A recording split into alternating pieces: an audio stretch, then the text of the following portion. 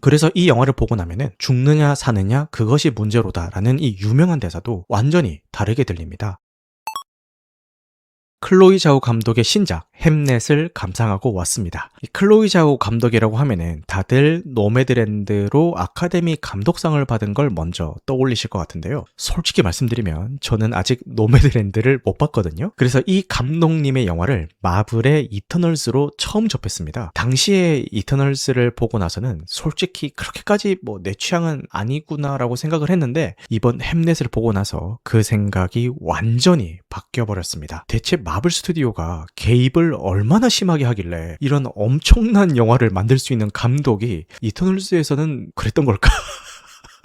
라는 생각이 들더라고요. 영화의 제목을 처음 들었을 때는 우리가 너무나도 잘 아는 이 셰익스피어의 4대 비극 중에 하나인 그 햄릿 이야기인 줄 알았거든요. 근데 자세히 보니까 햄릿이 아니라 햄넷 이더라고요. 이게 사실 이 영화에서 굉장히 중요한 의미를 가지는 지점인데 이 부분은 뒤에서 좀 더 자세히 이야기를 해보겠습니다. 아무튼 처음에는 당연히 이 셰익스피어가 그 엄청난 희곡을 도대체 어떻게 썼는지 이 창작의 고뇌나 이 숨겨진 비하인드 스토리 이런 걸 다루는 위인전이나 전기 같은 영화라고 생각을 했거든요. 근데 막상 이 뚜껑을 열어보니까 제가 상상했던 거랑은 결이 완전히 다른 작품이었습니다. 이야기의 중심에는 이 셰익스피어가 있는 게 아니라 그의 아내 아네스와 아들 햄넷이 있었거든요. 원작은 매기 오파렐이라는 영국의 작가가 쓴 동명의 소설인데 원작 소설도 훌륭하다라는 평이 많으니까요. 영화 보고 나서 여운이 길게 남으시는 분들은 책으로도 읽어보시는 것을 추천해드리겠습니다. 영화의 배경은 16세기 영국 시골 마을인데요. 영화가 시작하자마자 바로 느껴지는 게 있죠. 인위적인 조명을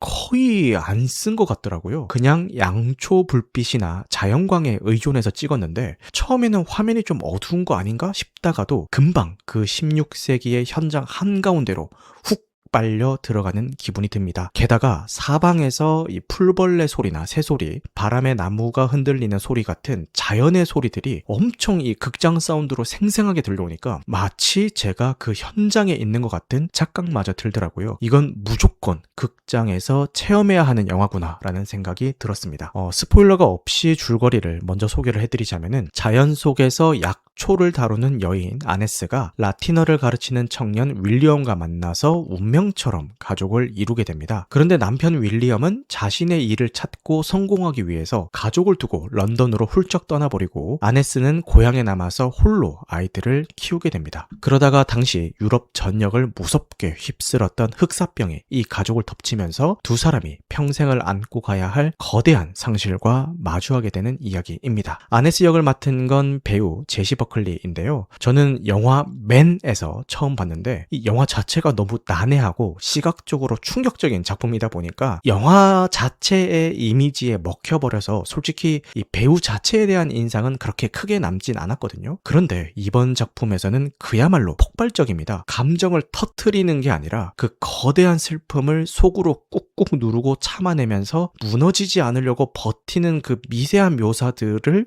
정말 압도적으로 연기를 해내더라고요. 그리고 남편 윌리엄 역은 배우 폴 메스칼인데 애프터선 이후로 계속 좋은 작품들을 선택하고 있는 배우죠. 많은 분들이 이번 작품에서 제시 버클리의 연기를 칭찬하시던데 저는 이 폴 메스칼의 연기도 진짜 너무 좋았습니다. 자, 지금부터는 스포일러가 포함이 되니까요. 아직 영화를 못 보신 분들은 보시고 나서 이 영상에 다시 들어오시는 것을 추천드립니다. 가장 먼저 아까 서두에서 미뤄뒀던 제목 이야기부터 해보겠습니다. 왜 햄릿이 아니라 햄넷일까? 당시 영국에서는 햄릿이랑 햄넷이 서류상으로는 섞여서 쓰일 정도로 사실상 그냥 같은 이름이었다라고 합니다. 그러니까 셰익스피어가 쓴 그 주인공 이름이랑 셰익스피어 본인이 역병으로 잃은 아들의 이름이 같은 거예요, 사실은. 근데 그 사실을 알고 나면은 이 영화가 왜 제목을 햄릿이 아닌 햄넷으로 했는지 이해하게 됩니다. 수백 년 동안 허구의 인물인 햄릿 왕자에게 이름을 뺏겼던 실존 인물에게 다시 그 이름을 돌려주겠다라는 선언 같은 거죠. 그래서 이 영화는 천재적인 창작물이 어떻게 만들어졌는지 그 신화를 포장하는 게 아니라 그 창작의 출발점이자 뼈아픈 원인이 된 상실 그 자체를 끝까지 제대로 애도하겠다라는 태도로 만들어진 작품인 거죠. 그런 의미에서 이 영화를 한마디로 정리하자면은 애도하는 법을 배우는 이야기라고 할 수 있을 것 같습니다. 아네스가 살아오면서 겪은 모든 죽음들을 따라가 보면은 이게 좀 더 선명하게 보이는데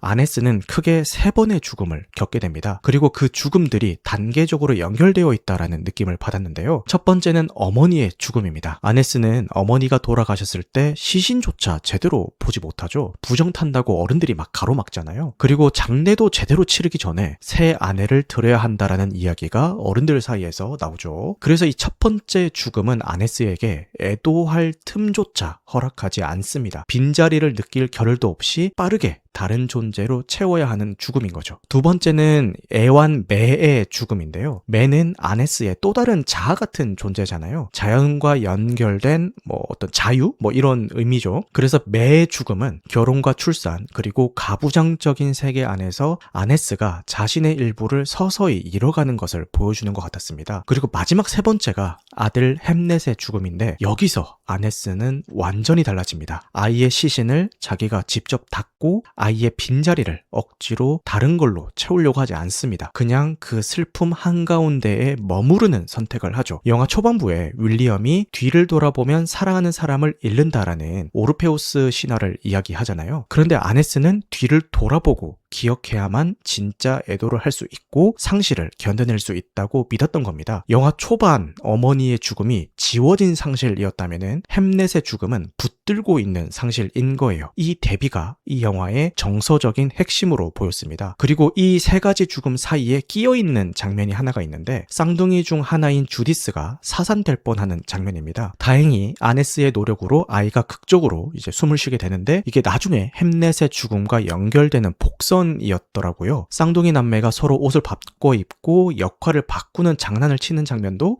처음에는 그냥 저러고 노는구나, 사이가 되게 좋네, 이 정도로 봤는데 사실은 서로의 운명이 바뀔 수 있다라는 암시였던 거죠. 영화에는 반복적으로 등장하는 상징들도 꽤 많은데요. 먼저 물입니다. 첫째 아이가 태어났을 때 윌이 강물에 잠수하는 장면이 나오거든요. 근데 이건 아버지가 된다라는 일종의 통과 의례, 그러니까 세례 의식처럼 보이기도 했고요. 물을 통해서 자신의 과거의 정체성을 한번 깨끗하게 씻어내는 순간으로 보였습니다. 그리고 윌이 런던으로 떠날 때 강을 건너서 가야 한다라고 언급을 하는데 가족의 곁을 떠나서 예술가가 되기 위한 돌이킬 수 없는 결단, 흔히들 이야기하는 루비콘 강을 건넌다라고 이야기하잖아요. 그렇게 보이더라고요. 그리고 윌과 남겨진 가족들 사이에 심리적인 단절을 보여주는 선으로 보이는 것 같기도 했습니다. 또 아네스가 쌍둥이를 출산할 때 뚝이 무너지면서 집으로 물이 밀려드는 장면은 가정을 둘러싼 질서가 무너지고 감당할 수 없는 운명이 한꺼번에 쏟아지는 순간을 그대로 보여주는 것 같기도 했고요. 동시에 양수가 터져서 새로운 생명이 탄생하는 것을 시각적으로 표현한 것 같기도 했습니다. 나중에 윌이 죽느냐 사느냐 그것이 문제로다를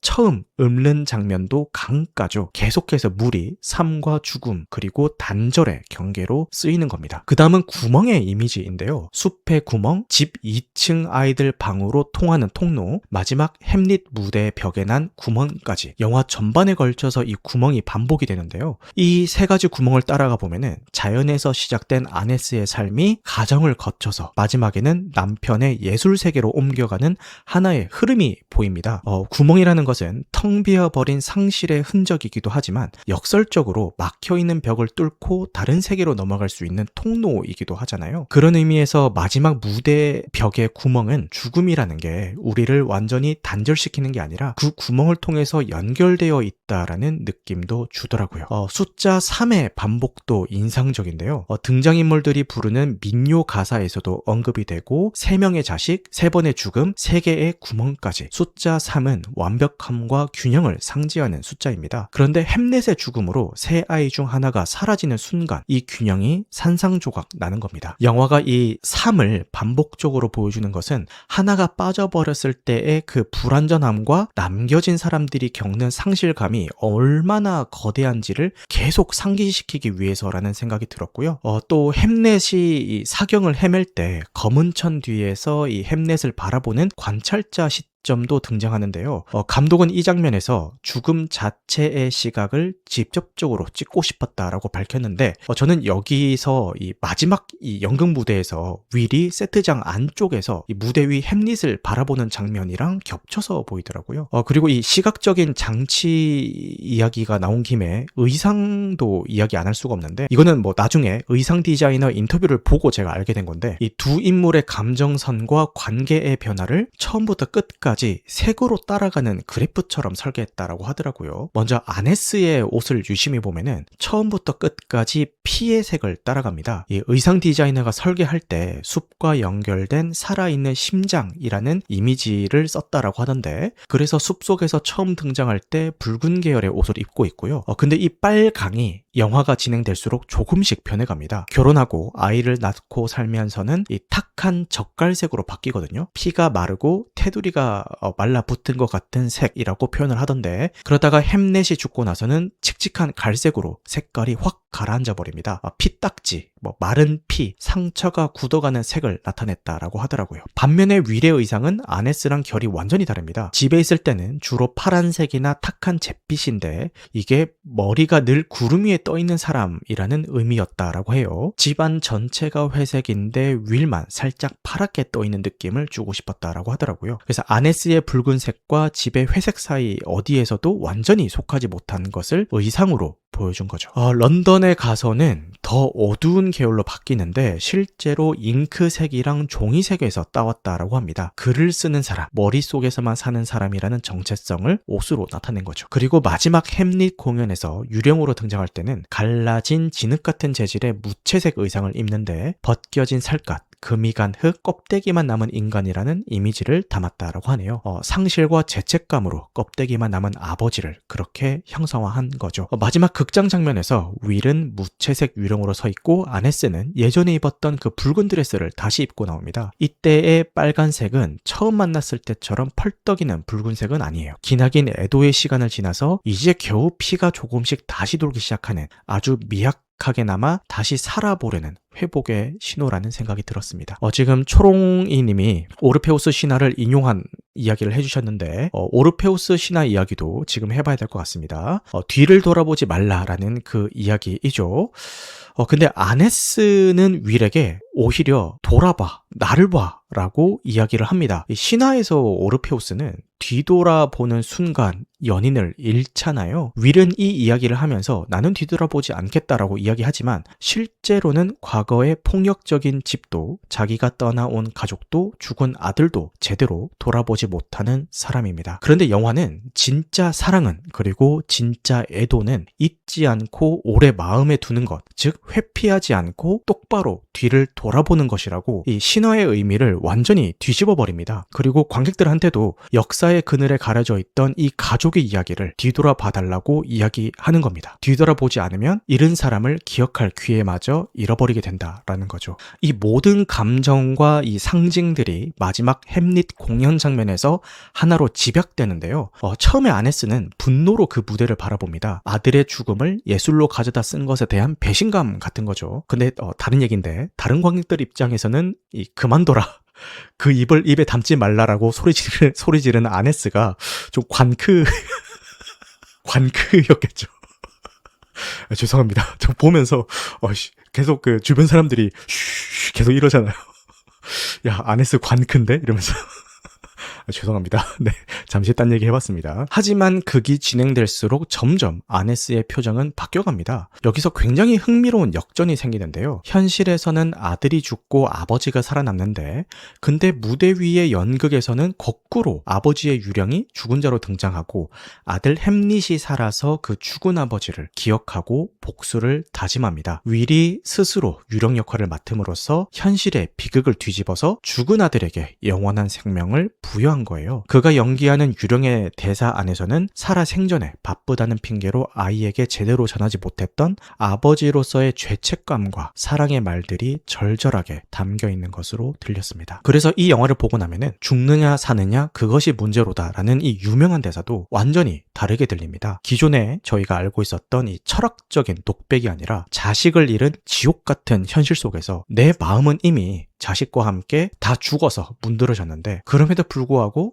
내가 남은 가족들을 위해서 이 끔찍한 생을 계속 꾸역꾸역 살아낼 것인가, 아니면 여기서 다 놓아버릴 것인가를 절규하는 이 부모의 처절한 목소리로 들리더라고요. 물론 연극 한 편 올렸다고 해서 현실에서 벌어진 상실이 완전히 없던 일이 되지는 못합니다. 죽은 아이가 살아 돌아오지는 않으니까요. 하지만 적어도 그 슬픔이 잊혀지지 않게 어떤 형태로 만들어주고 우리가 그걸 같이 보면서 견뎌낼 수 있는 힘은 주는 것 같습니다. 무대 위에 햄릿의 손을 잡아주는 아네스를 따라서 관객들이 모두 손을 뻗는 장면 역시 위로이자 구원의 의미로 보이는데요. 여기서 또 다른 얘기인데, 모두가 같은 작품을 느끼면서 같은 감정을 공유한다라는 극장의 존재의 가치가 이 장면에서 또 보여지는 거죠. 아네스도 결국 그 무대 뒤에 있는 구멍으로 아이의 환영이 사라지는 걸 보면서 남편이 도망친 게 아니라 자기만의 방식으로 아이를 애도하고 있다는 걸 이해하게 됩니다. 그리고 영화 내내 굳어있던 아네스의 입가에 처음으로 아주 희미한 미소가 띄게 되죠.